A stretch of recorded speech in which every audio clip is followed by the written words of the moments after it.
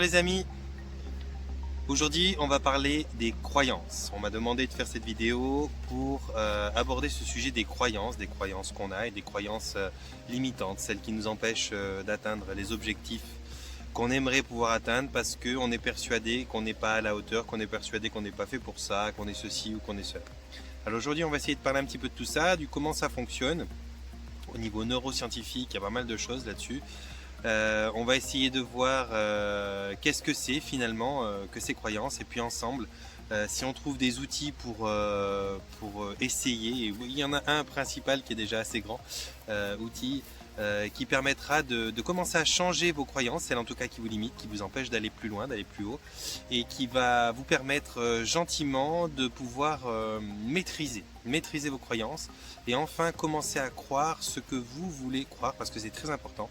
On sait aujourd'hui que, on le sait depuis longtemps, mais aujourd'hui scientifiquement il y a la petite patte, la petite signature scientifique qui confirme, donc on a tendance à dire ah oui ben la science l'a dit, mais on sait que nos pensées, nos intentions, nos croyances sont créatrices, et que ce qui nous arrive, ce que l'on vit au jour le jour, c'est dû à ça, à nos pensées, à nos croyances, et notamment à nos croyances limitantes. Ça s'applique dans plein de secteurs différents de votre vie, ça s'applique dans vos émotions, ça s'applique dans ce qui vous arrive physiquement, dans ce que vous attirez matériellement à vous, hein, aussi d'ailleurs, une forme de richesse ou une forme de pauvreté vont venir en partie de votre système de croyances et de ce que vous pensez de vous, de ce que vous pensez être capable. Et donc on va parler un petit peu de tout ça aujourd'hui. Alors, j'aimerais d'abord que vous sachiez qu'il y a deux parties de l'être humain, hein. On va pouvoir le nommer différemment, mais en gros il y a la partie consciente et la partie inconsciente. Quand on travaille en hypnose, comme je le fais, on a souvent tendance à expliquer ça parce que on travaille en hypnose précisément avec l'inconscient. L'inconscient, c'est la grosse partie de vous, celle qui a des espèces de mécaniques qu'elle met en place assez facilement, qui ne demande pas quoi que ce soit de reconnaissance, et qui travaille 24/24, même quand vous dormez, quand vous êtes inconscient. Donc elle représente entre 80 et 85% de ce que vous êtes à chaque moment, même tout de suite que vous êtes concentré à regarder cette vidéo. La réalité, c'est que vous êtes 80% à 85% inconscient et seulement 15 à 20% conscient. Et puis donc la partie consciente, qui est la partie de vous qui croit diriger le bateau, qui croit tenir le volant, et qui finalement n'est pas très grande, hein, c'est une petite goutte dans la mer. Pourquoi je vous parle de ça? Parce que les pensées conscientes sont celles où se logent les croyances. C'est-à-dire que toutes les croyances que vous avez, je suis chanceux, je suis malchanceux, je suis beau, je suis moche, je suis photogénique, je ne le suis pas, ça, c'est des choses qui se logent dans votre partie consciente. Et la partie consciente, pour vous donner une ordre, il a été mesuré, hein, en bits secondes l'efficience de la partie consciente et de la partie inconsciente dans le cerveau. Et il s'avère que donc si on veut parler de traitement de pensée à la seconde, vous avez pour la partie consciente environ 2000 bits secondes de traitement. Ça veut dire que vous avez 2000 pensées qui peuvent passer par seconde dans votre partie consciente, et la partie inconsciente traite elle 400 milliards de bits secondes.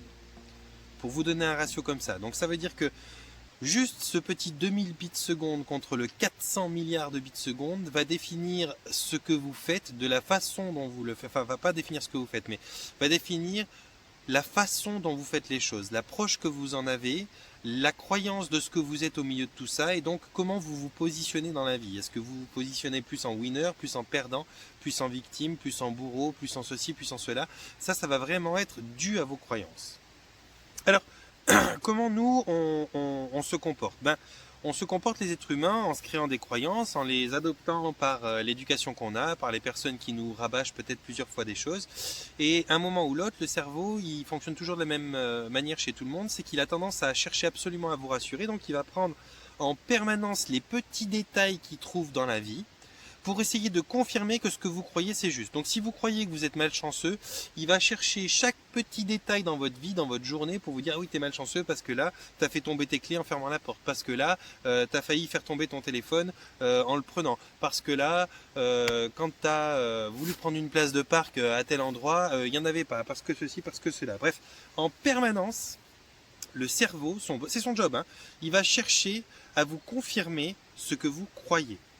Donc ça veut dire que si vous croyez des choses qui sont des choses qui vous desservent, qui ne sont pas très porteuses pour vous, voire négatives, eh bien en permanence le cerveau il va chercher les détails dans votre journée pour vous ramener à ça, pour vous montrer que vous avez raison d'une certaine manière. Donc vous allez vous retrouver avec un cerveau qui va essayer de trouver des détails de plus en plus pour vous montrer que vous avez raison, et une fois que vous aurez de plus en plus constaté que vous avez raison, ça va renforcer la croyance de départ, et donc ça fait un cercle vicieux.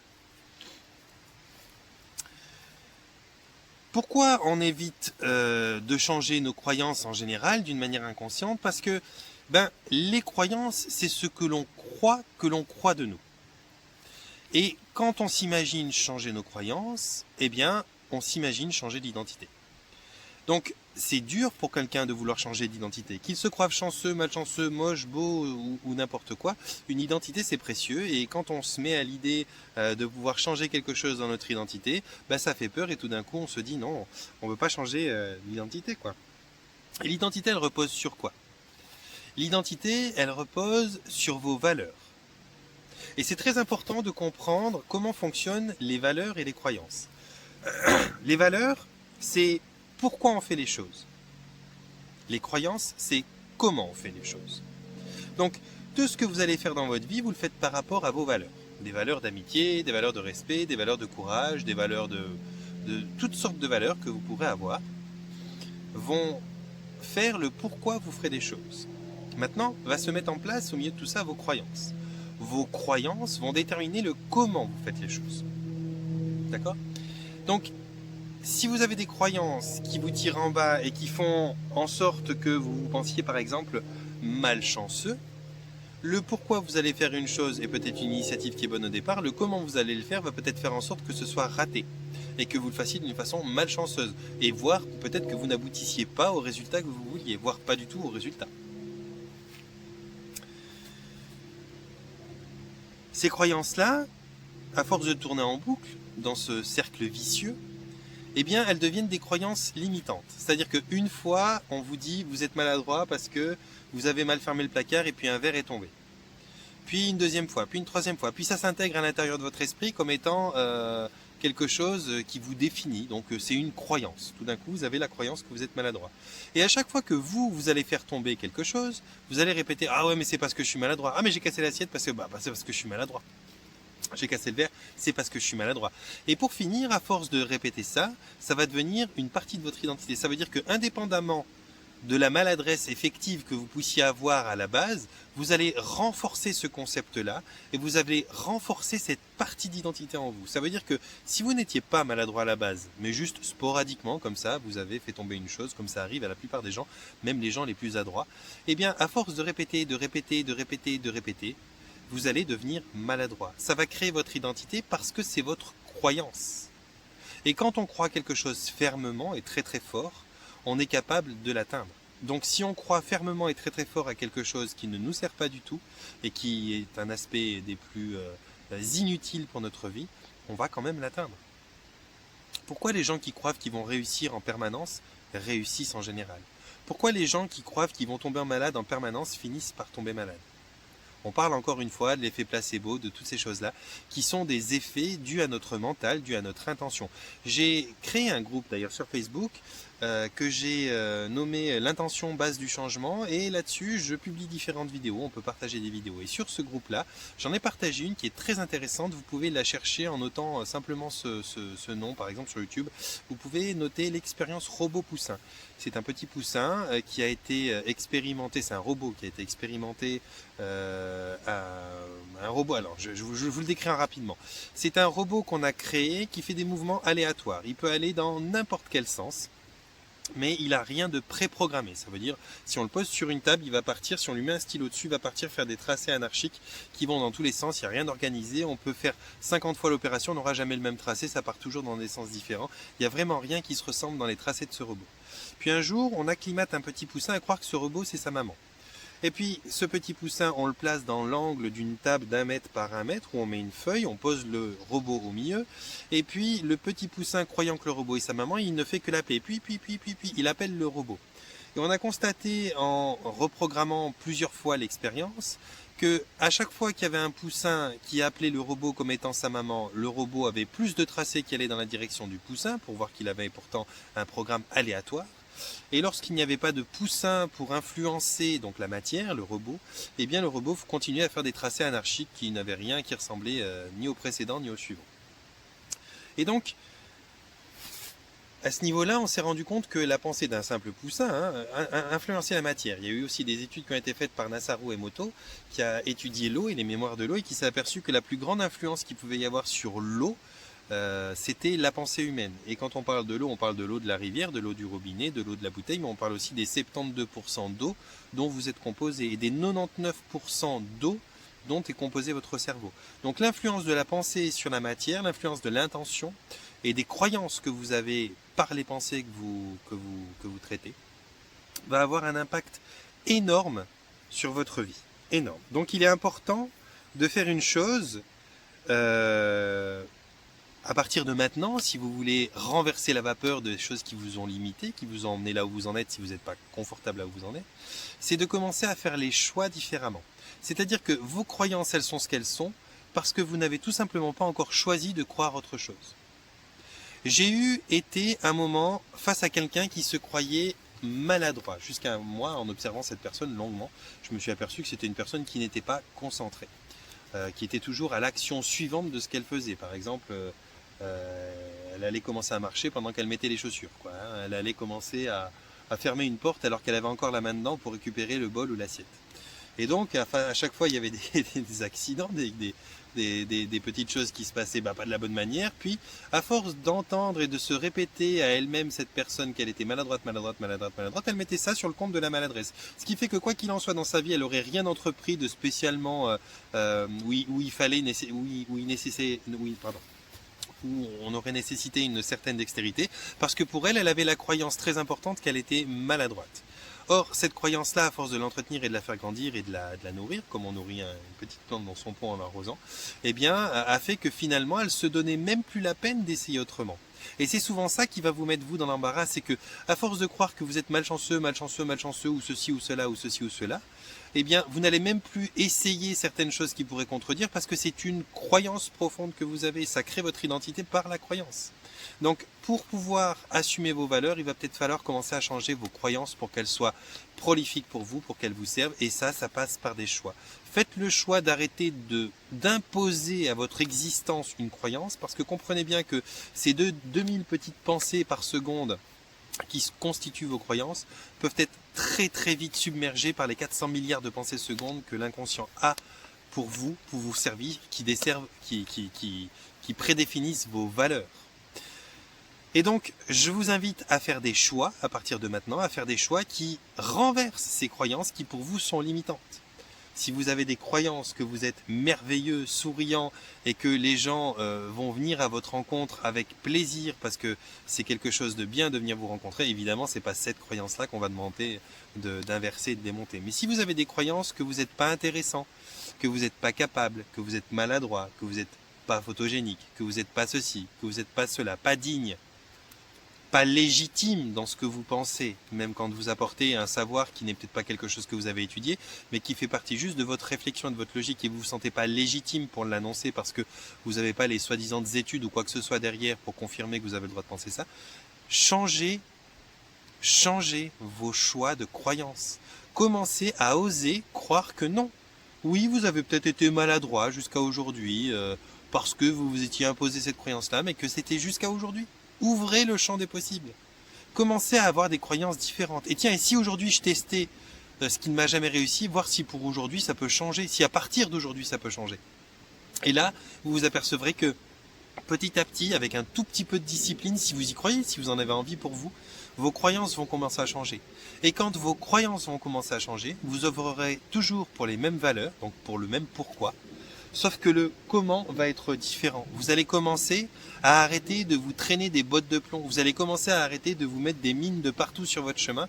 Et vous allez pouvoir donc commencer à opérer les choses qui constituent votre façon d'avancer dans la vie avec des croyances qui soient porteuses, avec des croyances qui vont pouvoir vous accompagner avec plaisir et avec confort dans les choses que vous entreprendrez.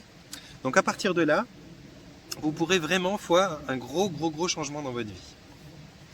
La question importante à se poser peut-être, mais honnêtement, de vous à vous, à la suite de du visionnage de cette vidéo, c'est peut-être de savoir si vos croyances que vous avez par rapport à vous-même, vous rendent heureux et heureuse. Est-ce que mes croyances me rendent heureuse? Est-ce que quand je prône en permanence, comme ça, parce que ça fait partie d'une identité rigolote, que j'aime bien chanter, que je suis malchanceux, ou que je suis pas beau, ou que je suis pas fort, ou que je suis pas ci, ou que je suis pas ça, est-ce que ça me rend heureux? Est-ce que dans mon idéal à moi, est-ce que dans ce que j'aimerais pouvoir rêver de moi-même, j'aimerais m'entendre dire « Non, je suis super adroit en général, j'ai une belle dextérité, je m'en sors très bien, puis j'ai de la chance. Et puis, par moments, je suis même photogénique, je peux même être intéressant. » Est-ce que cela ne vous rendrait pas plus heureux? Posez-vous la question honnêtement. Est-ce que mes croyances me rendent heureux? Et répondez-y. Si certaines ne vous rendent pas heureux, essayez de vraiment identifier ça. Est-ce que c'est pas une croyance et uniquement une croyance? Parce qu'une croyance, c'est pas grand-chose. Vous pouvez changer cette croyance, juste en faisant le choix. On en revient souvent à ça dans mes vidéos, faire des choix. Et la vie, c'est ça. C'est reprendre le pouvoir de sa responsabilité. On a une responsabilité énorme, et responsabilité, c'est souvent mal connoté, mais c'est pas quelque chose uniquement qui vous oblige d'être là à telle heure pour nourrir telle ou telle personne, d'avoir telle somme d'argent pour payer tel loyer ou telle facture. C'est pas quelque chose qui vous oblige à être vigilant pour ne pas se faire voler ceci ou ne pas voir un accident arriver à tel enfant. La responsabilité, c'est aussi la responsabilité, c'est prendre le pouvoir d'aller se promener en forêt parce qu'on sait que ça va nous faire du bien, être responsable de son bien-être. C'est être capable de dire non parce qu'on est responsable du temps qui nous est imparti pour soi-même et que parfois il est bien de savoir se dire oui à soi en passant par un non aux autres. La responsabilité, c'est quelque chose qui t'est dû à toi-même. Tu as des responsabilités face à toi-même. Et c'est vraiment une belle connotation que tu peux donner à ce mot maintenant parce que tu peux prendre la responsabilité d'engager pleinement ta puissance pour toi-même, pour faire des choix d'une manière différente, des choix qui vont te voir des choix qui vont te faire évoluer et qui vont te permettre de te voir changer petit à petit. Et je te garantis que quand tu auras goûté à ça, quand tu t'apercevras que toutes ces croyances, elles finissent par devenir limitantes quand elles sont rabâchées en permanence et qu'elles ne sont pas des croyances porteuses et que tu les auras changées, tu vas comprendre que la vie, en fait, finalement, c'est une question de choix. Voilà. Mon chien me dit que je ne dois pas traîner trop plus parce que je commence à tourner en rond, donc je vais arrêter cette vidéo. Comme d'habitude, je vais vous envoyer un panier de bisous, je vais vous souhaiter de faire les bons choix, les choix qui vous permettent de changer vos croyances, pour que vous puissiez porter vos valeurs et puis les faire votre vie de la meilleure des manières. Donc panier de bisous, mettez un pouce en l'air si ça vous paraît intéressant cette vidéo et que vous pensez qu'elle puisse servir à certaines personnes. Abonnez-vous si ce n'est pas encore fait, venez grandir la famille, vous êtes vraiment les bienvenus, je vous embrasse quand vous faites ça, j'adore ça. Et puis partagez si vous avez l'opportunité, la possibilité, la volonté de partager ces vidéos. Et puis n'hésitez pas à mettre en commentaire si vous voulez approfondir le sujet d'un côté ou d'un autre, ou bien si vous avez des sujets à me proposer que vous aimeriez voir développer sur cette chaîne, qu'on puisse ensemble faire quelque chose là-dessus. Donnez-moi les sujets, donnez-moi un petit peu les détails de qu'est-ce que vous pensez là-dessus, puis je vais les approfondir. Vous pourrez me rejoindre sur Facebook, je mettrai en lien mon profil. Et puis d'ici là, comme d'habitude, je vous souhaite de vous porter bien et puis de prendre soin de vous et de faire les bons choix.